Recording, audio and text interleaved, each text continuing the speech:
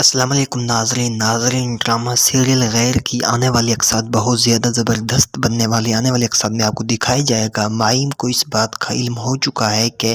Rhyme گرفتار ہے اور وہ اس سے ملنے کے لیے جیل بھی جاتی ہے، اور اس سے مل کر جب واپس گھر آتی ہے تو مائم کا باپ اس سے سمجھاتا ہے کہ تم نے بالکل غلط کیا ہے، تمہیں وہاں اس سے ملنے کے لیے نہیں جانا تھا کیونکہ رائم نے پیچھے تمہارے ساتھ بہت غلط کیا ہے، اور میں تمہیں یہی کہوں گا کہ تم جتنی بار اس سے ملنے کے لیے جاؤ گی تمہاری اپنی عزت میں گھاٹا ہوگا، اور تمہیں اس سے ملنے کے لیے بالکل بھی نہیں جانا چاہیے اور نہیں جاؤ گی آئندہ سے۔ مائم کا باپ مائم کو کافی سمجھاتا ہے، ہو سکتا ہے مائم اپنے باپ کی بات مان جائے۔ اور وہیں دوسری طرف ایمن کافی پریشان بیٹھی ہوتی ہے کیونکہ یہ بات وہ جانتی ہے کہ میرے ساتھ جو کچھ ہوا وہ رائم نے نہیں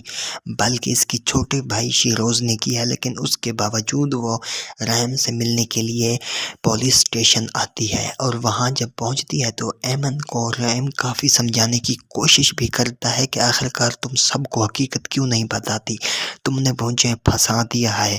تم نے بہت غلط کیا۔ لیکن یہ سب کہنے کے بعد بھی ایمن یہی کہتی ہے اور اس کے کانوں میں یہی بھر دیا گیا ہے کہ تمہارے ساتھ جو کچھ بھی ہوا وہ رائم علی نواز نے کیا ہے، اور اسی لیے وہ رائم کو یہی کہتی ہے کہ میرے ساتھ جو کچھ ہوا ہے وہ علی نواز کے بیٹے رائم علی نواز نے کیا ہے۔ رائم یہ سننے کے بعد کافی غصے میں آ جاتا ہے اور اسے کہتا ہے کہ میں چپ بیٹھنے والوں میں سے نہیں ہوں، میں تمہاری بے گناہی ثابت کر کے رہوں گا، اور اس میں جس نے بھی تمہارا ساتھ دیا میں اسے بھی نہیں چھوڑوں گا۔ اور وہیں دوسری طرف فاروق کو بھی اس بات کا علم ہو جاتا ہے کہ رائم آخرکار گرفتار ہو چکا ہے، اور وہ اسی رائم کی خاطر اپنی بہن عافیہ سے بات کرنے کے لیے آئے گا اور کہے گا کہ تم اس بات کا اندازہ بھی نہیں ہے، اور تم نے اس اپنے نالائق بیٹے شیروز کو بچانے کے لیے تم نے ایک انسان پر بہتان لگایا اور اسے جیل میں بند کروا دیا، تمہاری ان حرکتوں کی وجہ سے یہ گھر آج برباد ہو چکا ہے، اور تم نے بالکل رائم کو پسند بھی نہیں کرتی تھی ہمیشہ سے،